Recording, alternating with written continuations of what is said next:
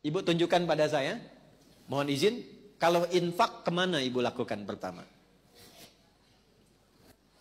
Ya? Keluarga. Siapa lagi? Halo? Baik, tahan sebentar. Sudah cukup. Ya, tahan sebentar, pelan-pelan. Kalau sudah ada harta dan sudah paham Allah berikan lebih, maka keluarkan ayat-ayat terkait bimbingan harta. Selain zakat yang 8 golongan, Quran surah ke-9 ayat ke-60 itu, ada infak.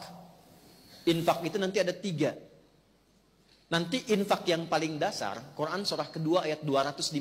Sebelum keluar ini dulu. Bukan zakat ya, infak. Ya, bukan zakat tapi apa? Quran surah kedua ayat 215. Yas'alunaka madza yunfiqun. Mereka bertanya padamu Muhammad SAW, apa yang harus diinfakkan dan kemana disalurkan? Perhatikan jawabannya. Qul ma anfaqtum min khair falil walidain. Katakan, sampaikan Muhammad SAW, kalau ada yang mau infak, pertama siapkan yang terbaik untuk diinfakkan. Siapkan yang kalau mau ngasih pakaian, pakaian yang baik. Ngasih makanan, makanan yang baik. Jangan makanan lihat pun sudah nggak enak diserahkan ke orang. Jelas? Ibu punya 100.000 yang bagus sekali, segar. Tak masih bunyi. Yang kedua, yang sudah layu, orang India bilang the kill of the kumel. Ya? Tiba-tiba mau infak, yang dikasih itu yang bagus, yang jelek. Oke? Nah, kaidah Quran mengatakan berikan yang bagus. Tapi poinnya bukan itu. Kemana diberikan? Ternyata yang pertama diinfaki itu orang tua. Orang tua tidak menerima zakat, ingat. Tidak dizakati. Sekalipun terlihat orang tua kesulitan dalam ekonomi, maka yang pertama ditanyakan pada diri kita, Anda anaknya kok bisa membiarkan demikian? Jangan pernah menyimpulkan dizakati. Ustaz, ayah saya boleh nggak dizakati? Kan fakir juga. Marah. Kenapa Anda anaknya membiarkan ayahnya fakir? Kenapa Anda biarkan ibu kesulitan? Sementara Allah titipkan pada Anda harta yang berlimpah. Kalau di surat Al-Ahqaf ayat 15 itu sindirannya tajam. Kamu merasa kaya, merasa hebat, merasa sukses. Padahal 70% dari saham kesuksesan itu adalah tangisan ibumu yang saat kamu masih kecil memohon kepada Allah di malam hari.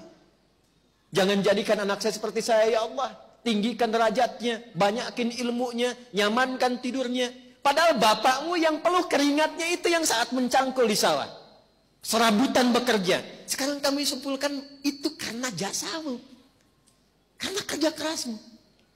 Karena itulah ketika seseorang sukses, bahkan usia 40 tahun, itu langsung dibimbing oleh Allah supaya tidak lupa dengan bagian pertama ini. Doanya langsung di Quran surah ke-46 ayat 15. Rabbi auzi'ni an ashkura ni'mataka allati an'amta alayya wa ala walidayya. Itulah sebabnya kenapa orang tua diikutkan di situ. Orang tua sudah meninggal, tidak putus infak. Ini sebentar lagi mau kurban. Boleh berkurban. Ya, di atas namakan yang telah wafat boleh. Boleh. Ya. Dan itu sudah banyak hadisnya tentang itu. Kemudian misalnya, alhamdulillah saya punya uang 50.000. Apa yang paling mudah dilakukan?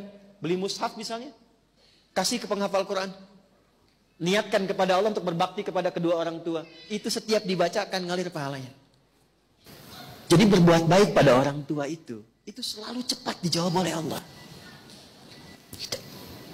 Jadi kalau ibu ingin menerjemahkan amalan Sayyidah Khadijah dengan hartanya, kalau beliau dulu punya Nabi, sekarang kita bawa ke tingkat tertinggi yang diletakkan pengabdiannya setelah ibadah kepada Allah. Quran surah 17 ayat 23. Wa qada rabbuka alla ta'budu illa iyyahu wa bil walidaini ihsana.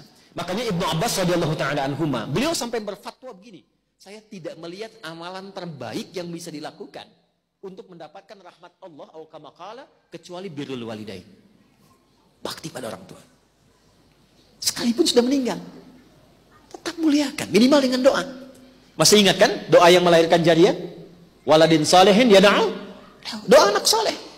Nah, sepanjang masih hidup, ibu jangan simpulkan, saya rasanya belum solihah. Kalau begitu jadi solihah. Dekati Allah. Dekati Allah. Dan saat sudah ibadah itu berdoa. Ibadah yang sudah dilakukan setelah beramal soleh, itulah doa anak soleh. Sholat amal soleh bukan? Ya, setelah sholat berdoa. Di antara doanya untuk orang tua. Baca Quran amal soleh bukan? Berapa banyak orang setelah baca Quran yang berdoa? Saya perhatikan selesai tutup aja. Ambil manfaatnya, selesai baca, berdoa. Berdoa. Demikian saat berzakat, berinfak, berdoa di situ. Walidain, wal akrabin, kerabat dekat. Betapa bagus dan saya senang berinfak keluar sampai ke luar negeri, bagus.